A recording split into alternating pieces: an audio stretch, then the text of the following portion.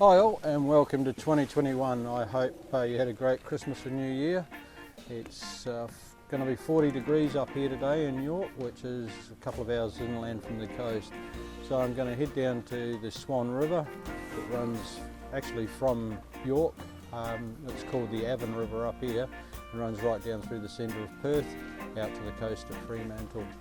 So what I'm planning on doing is taking the seat out of the van, putting the kayak in, and I'll head down there and have a bit of a stealth camp on the river overnight, and with a bit of luck get some fishing in and either add that to this video or do a second one after it, depending how much good footage I get and how many fish I catch. So I wish you all a happy new year, and I'm planning on doing a lot more videos this year, try and do one a month, and as you normally see in summer I'm doing the kayak and fishing sort of videos, and once it cools off then I'll get out and do some hiking and out on the trail bike again and do some stealth camping out there. So stick around. If you haven't subscribed, please do so, and we'll see what this year brings. Thanks for watching. First off, let's get this seat out.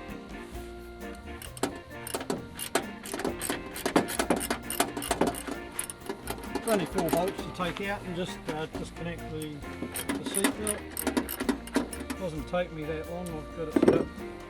The van actually came with a double seat in the front, which I took out, and I found another driver's seat from a wreck and put that in here.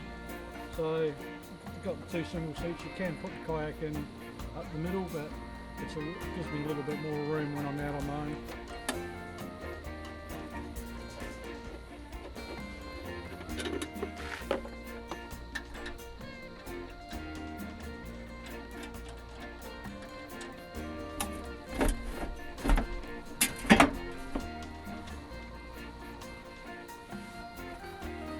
And it's that simple. The seat's ready to come out now.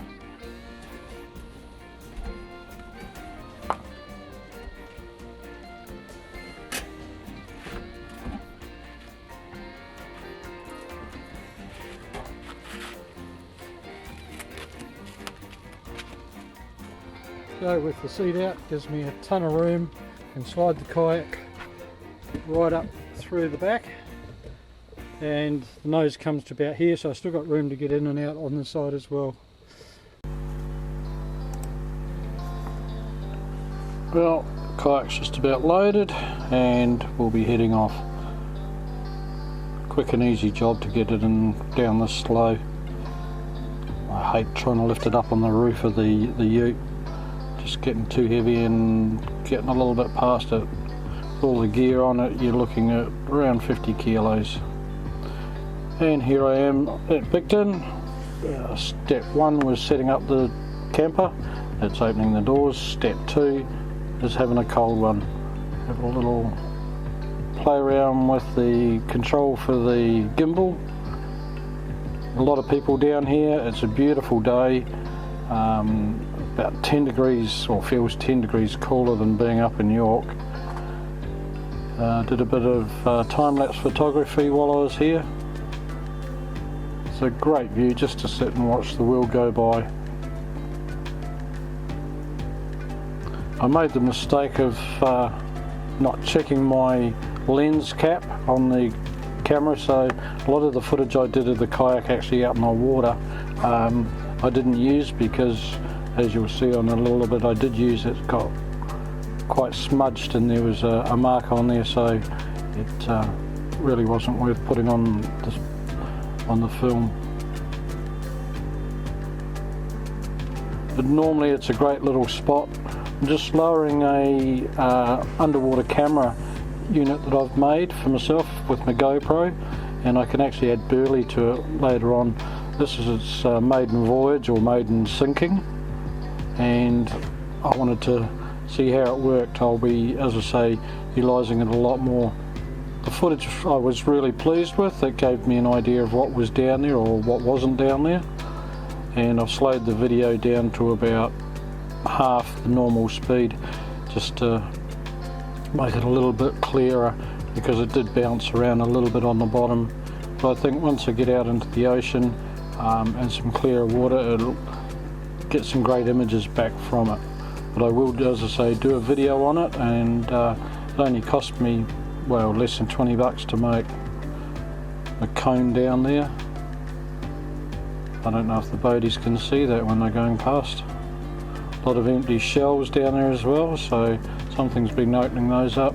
A few blowfish, there was the odd little, I'd say, black brim in the background there. There was a crab, but not too much else.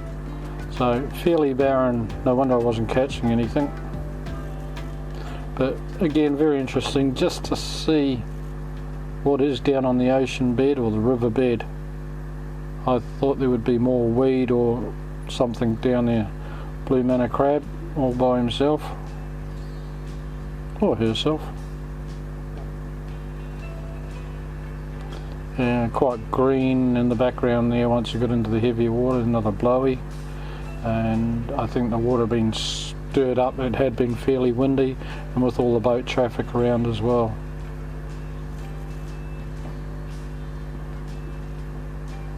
I'm in about 4 metres of water here, right at the base of the cliffs.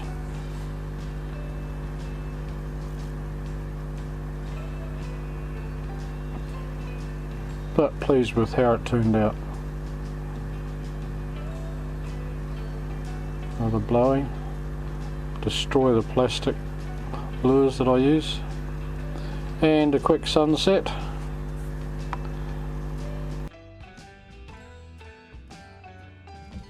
Well, it's about 8:30 and it's dark down here now. There's still a few people doing the romantic thing, sitting on the foreshore having a glass of wine and a little cuddle. But very quiet. There's not a lot of hoons because it's a dead end street.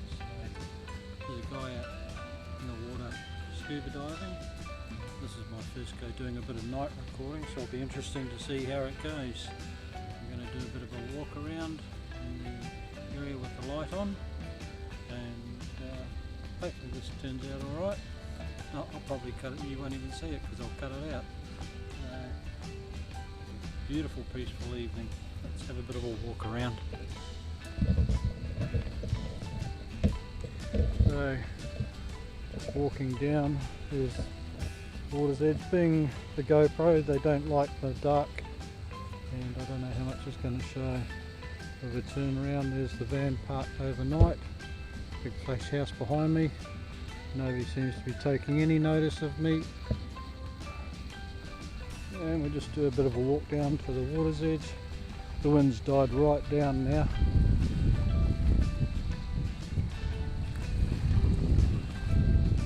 Jetty here, but I think it's under repair at the moment. Seems to be a few panels missing.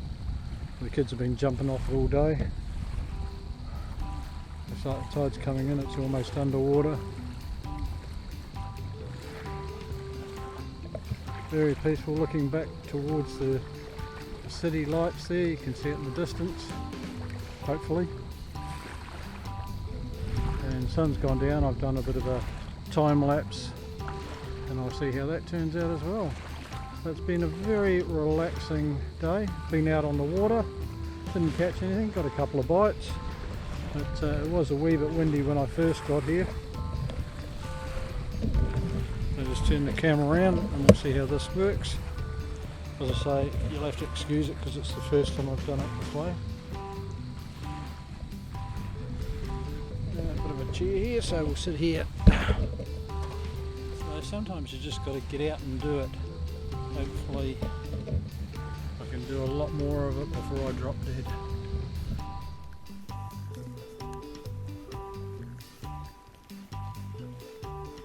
Well, it's morning and joggers are just starting to come out and the dog walkers, so I'll do a bit of a walk around and I'll show you what this little reserve has to offer. This is where I slept last night, in front of a couple of very nice houses. It was there all night, nobody else around at the moment. A couple of cars, as I say, just joggers and dog walkers. Bit overcast, so I'm pleased I got out in the water yesterday, even though I didn't catch any fish. It was still nice, but it's not looking too rough out there. So as I say, they've got Blackall Reach, which you'll see the cliffs in the photos of when I was out in the kayak. There's a walk trail that goes up through there and over to the next bays, looking back towards Perth. Nice little beach area. There's no toilets here, no showers, bit of shade, nice area for a picnic.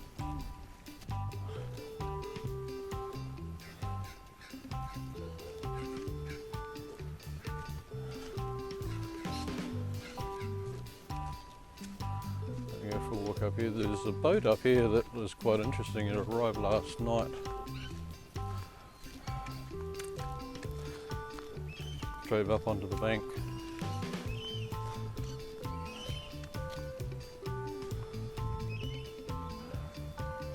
Yeah, this is his boat that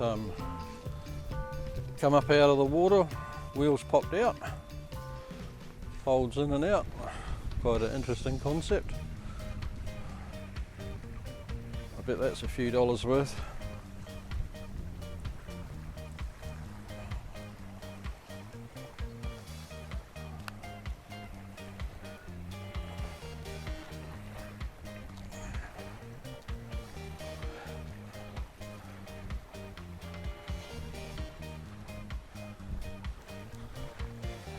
Brilliant.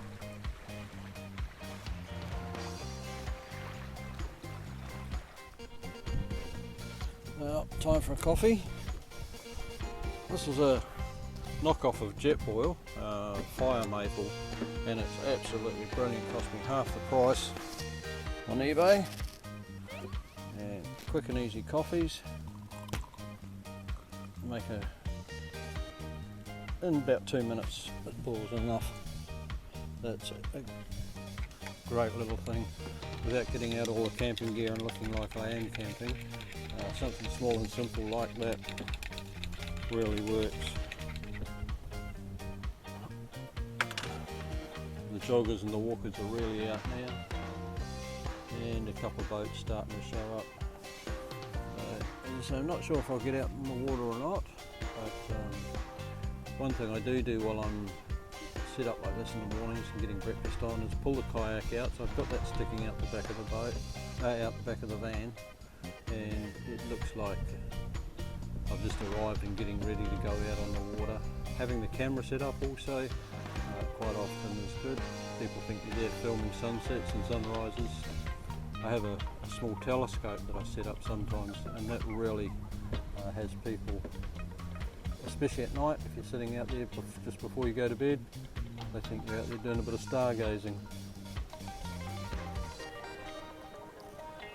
When choosing a site to do a bit of camping like this, urban stealth camping, what I try and do is have a look at the roadway, make sure there's no skid marks, poons, rubbish, things like that, and you can certainly tell if the bins are overflowing with takeaways. That's a spot people are going to be going to do a bit of late night partying, things like that. Dead end streets are great as long as you've got a good escape. Morning.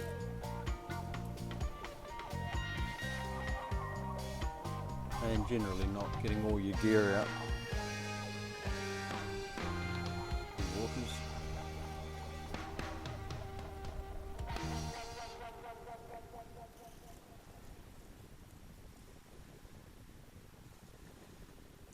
Another thing I do, and I'll just reach in and grab that.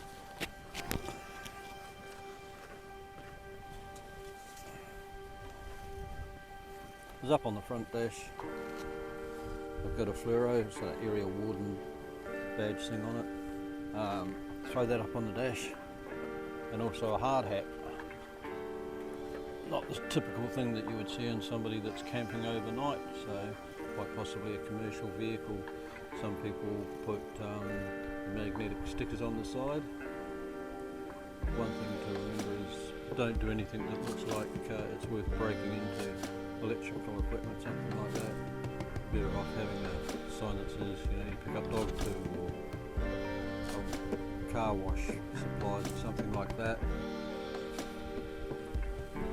So, as I say, I don't think I'll be getting out on the water, but stealth camping is great, but don't spoil it. You know, make sure you leave the place clean and tidy. If you ever want to go back there or somebody else goes there, people will start looking out for the vans otherwise. I can see across the river somebody else has got a van parked in a little spot over there, possibly two. Well, I'm over the other side. As I said, I thought I saw somebody camping over there, so I've driven around. Only took about 15 minutes over the bridge at Fremantle, and now looking back over the other side towards Picton. The wind's really picked up over here.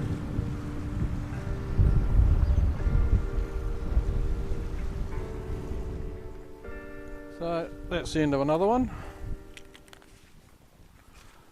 and thanks for watching if you watched this far. If you didn't, oh, I don't blame you. It's not exciting, it's not like a major production or movie, but I'm having fun, and I hope a few of you get to see a few spots around Perth that you hadn't seen before, or just for entertainment value. So catch you next time, keep the shiny side up, and thank you again for watching. Please subscribe if you get a chance, I really appreciate it. It lets me know people are watching and appreciating what I'm doing. Cheers.